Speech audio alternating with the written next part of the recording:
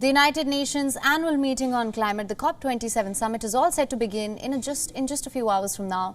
The world leaders of more than 120 countries will assemble at the Egyptian resort of Sharm el-Sheikh. The two-week summit, it's taking place against a backdrop of extreme weather events worldwide, an energy crisis propelled by the war in Ukraine, and scientific data reiterating that the world is not doing enough to tackle carbon emissions and protect the future of our planet. One of the major agendas that will surface during Cop27 Summit is the loss and damage payments. In simple words, make rich nations pay compensation to developing countries who are suffering the ravages of climate change.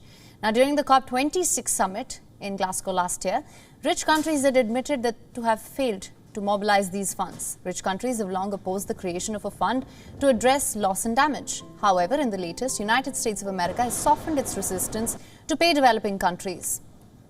U.S. Special Envoy for Climate Change, John Kerry, has said that Washington was open for discussions on potential financial arrangements at Cop27 Summit and has further urged China to return to the negotiating table with the United States on climate crisis. Kerry has also challenged Beijing's assertion that China should still be seen as a developing nation.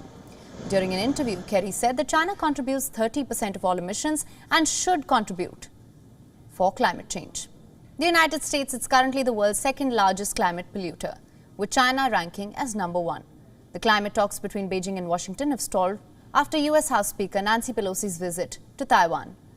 Meanwhile, the heads of more than 90 countries will be attending the two-week summit. U.S. President Joe Biden, UK Prime Minister Rishi Sunak, German Chancellor Olaf Scholz and French President Emmanuel Macron will be in attendance. Chinese President Xi Jinping and Indian Prime Minister Narendra Modi will not be attending the Cop27 Summit.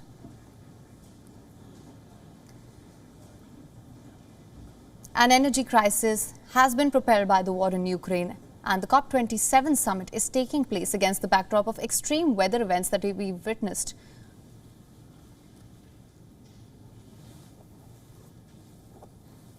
One of the major agendas that will surface during Cop27 is loss and damage payments.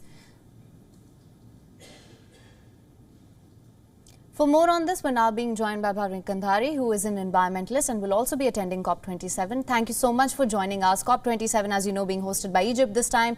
What would you say are some of the key things on the agenda that we should look out for? Thank you, for having me on the show. Something very important here to mention is that I am, also joining as a parent and part of a parent delegation from all over the world, because I think parents are the most important stakeholders, as far as the future of the kids is concerned, and also to remind that every politician, every leader, every industrialist, every person is a parent. At some point or the other, we are all concerned about our children, and then that should be the foremost priority whenever in all the decisions. And like you asked me, obviously, I'll speak now as a citizen, as a parent. For us, the climate, the health, the global energy, and of course now with the global energy crisis, and all this is basically now quite evident, because of the fossil fuel production. It's been shown and proven that fossil fuel is causing a lot of damage. And now, as all the world leaders they are gathering here at the UN Summit, it's time that they end this expansion of new fossil fuel projects and commit to a plan that phases out the oil, gas, and coal. And for us, it's equally and more important because, as you know, that right now we are in an air pollution crisis. It's a public health emergency in our country, and we must follow policy, etc., whatever the leaders can lead, in the right way as the head of a family. And a COP that obviously doesn't if we really want to think that doesn't address this issues doesn't address the root cause of climate change, and we cannot deny that. Right, absolutely. Thank you so much for mentioning that. Of course, that is very important to keep in mind. What would you say about the disproportionate impact of climate change? Can we expect states to unite on decarbonization goals? Do you think rich nations will step forward to help ease the burden on developing nations with negligible carbon emissions?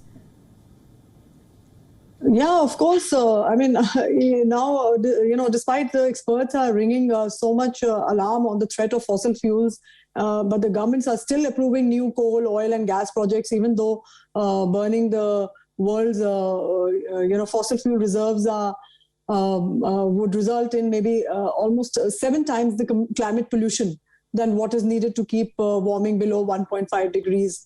And so if the fossil fuel industry has held the world leaders, to ransom, then obviously there's not much hope.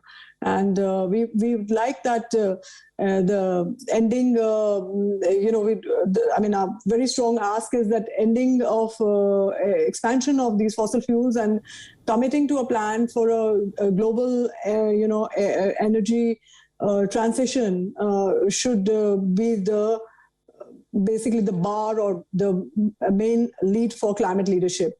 Right, absolutely. Now, that being said, as you would remember, phasing out the use of fossil fuels was big on the agenda last time as well. If you just take a step back, how do you assess the progress on agreements and goals set last year at Cop26?